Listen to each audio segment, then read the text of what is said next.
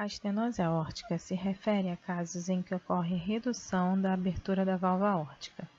O espaço normalmente apresenta 3,5 a 4 cm² com a válvula aberta e pode chegar a reduzir para menos de 0,8 cm². Isso gera uma dificuldade do sangue sair do ventrículo esquerdo para a aorta durante a sístole.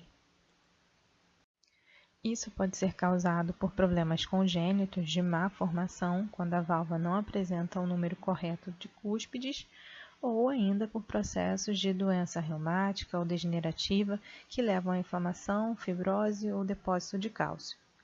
Isso tudo gera maior resistência à saída do sangue através da válvula durante a sístole.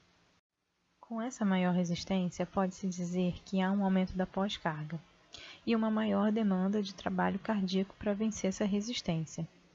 Assim, quando o quadro se desenvolve de forma crônica, mecanismos compensatórios são ativados para aumentar a força de contração, levando, a longo prazo, ao desenvolvimento de hipertrofia do ventrículo esquerdo.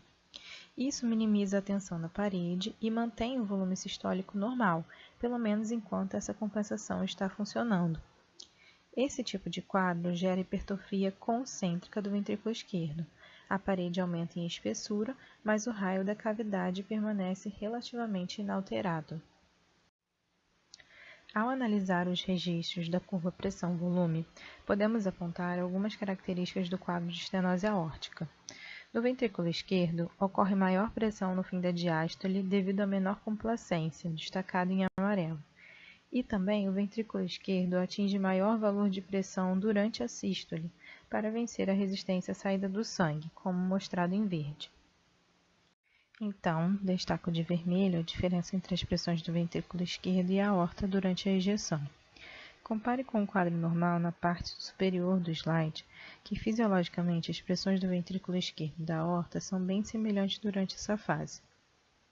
Na condição da estenose aórtica, ocorre essa diferença graças à pós-carga elevada, que faz com que o ventrículo esquerdo atinja níveis mais elevados de pressão. O padrão da estenose aórtica é se verificar um sopro mesosistólico, ou seja, que é mais intenso no meio da sístole e mais forte na base do coração. B1 e B2 são audíveis e pode-se observar também a presença de B4, provavelmente devido à menor complacência do ventrículo e à pressão elevada no momento da contração atrial. Ao exame físico, pode-se verificar pulso fraco na palpação da carótida e também pulso apical lateralizado, que significa dizer que existe um local que à palpação do tórax se percebe o coração pulsando. E esse local ele é deslocado quando ocorre modificação no enchimento da câmara ou da estrutura, como é o caso da hipertrofia que acontece na estenose aórtica. Geralmente, há um longo período latente que a obstrução vai se desenvolvendo vagarosamente antes que apareçam os sintomas. Uma vez que eles aparecem, o prognóstico é ruim se a obstrução não for tratada, com uma expectativa de vida de 2 a 5 anos, dependendo do quadro. Pode-se observar dor torácica ou angina devido ao maior trabalho cardíaco, na qual a maior demanda energética da parede hipertrofiada não é adequadamente suprida com o sangue pela circulação coronariana. Além disso, um agravante é que cerca de metade dos pacientes com estenose aórtica apresenta doença coronariana. E a gente já sabe que alguns mediadores liberados nessas condições sensibilizam as fibras nervosas de dor. Conforme a doença se agrava, os mecanismos compensatórios não são tão eficientes e o volume sistólico tende a diminuir, assim como a perfusão dos tecidos. A redução da perfusão cerebral é relacionada aos eventos de síncope. E da mesma forma, como o ventrículo esquerdo não consegue injetar adequadamente o sangue, esse passa a se acumular na cavidade e pode se desenvolver insuficiência cardíaca, tendo aumento progressivo da pressão venosa pulmonar e edema pulmonar. Passamos então à insuficiência aórtica, casos que vão ter prejuízo no fechamento da válvula aórtica. Isso pode ser causado por anormalidades da própria válvula ou por doenças que afetam a região da raiz da aorta, causando dilatação e inflamação, e assim isso se reflete em um mau funcionamento da válvula. Nesses casos, como o fechamento da válvula não é completo, o sangue retorna ao ventrículo esquerdo durante a diástole. Ao observar os registros da curva pressão-volume, podemos ver um aumento do volume acumulado no ventrículo esquerdo no fim do enchimento, já que o enchimento normal está sendo acrescido do refluxo do sangue da aorta pelo fechamento incompleto da válvula. Isso é destacado em amarelo. Nesse ponto, não há grande alteração na pressão do ventrículo esquerdo, pois a estrutura muscular ainda é considerada complacente e o excesso de sangue é acomodado sem problemas durante a diástole.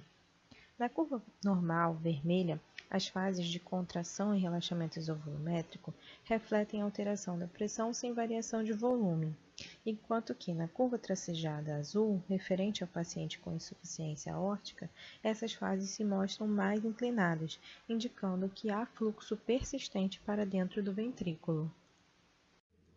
Parte do fluxo que seguiria pela aorta para os tecidos retorna ao ventrículo esquerdo, gerando uma redução maior e mais rápida da pressão na aorta, comparação que é destacada nos retângulos vermelhos.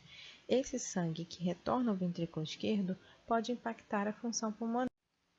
O desenvolvimento desse quadro pode acontecer tanto de forma aguda como de forma crônica.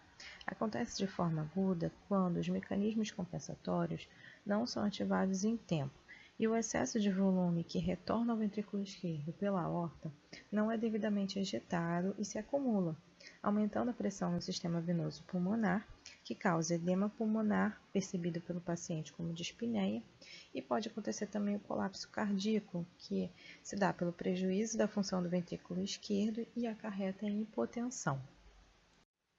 Quando o quadro se desenvolve aos poucos, de forma crônica, ocorre acúmulo de sangue no ventrículo esquerdo de forma gradual e são ativados mecanismos compensatórios para aumentar a força de contração e ejetar esse excedente de sangue. Isso acarreta em hipertrofia do ventrículo esquerdo. Nesse caso, é uma hipertrofia excêntrica, diferente da hipertrofia da estenose aórtica. De toda forma, ocorre um período de latência que o indivíduo permanece assintomático.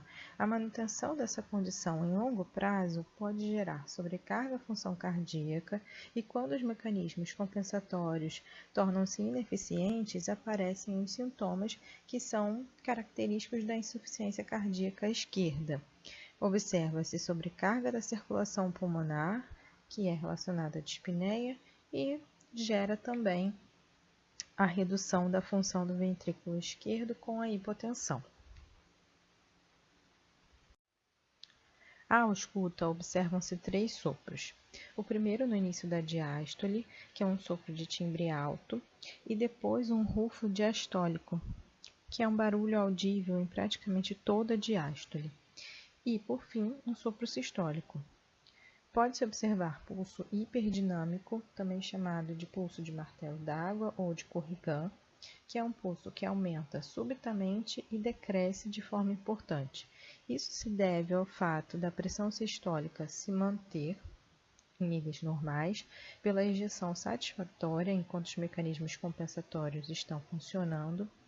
Porém, a pressão diastólica se reduz muito frente ao retorno do sangue ao ventrículo esquerdo. É possível observar também um impulso apical deslocado lateralmente, devido às alterações da estrutura e do enchimento ventricular.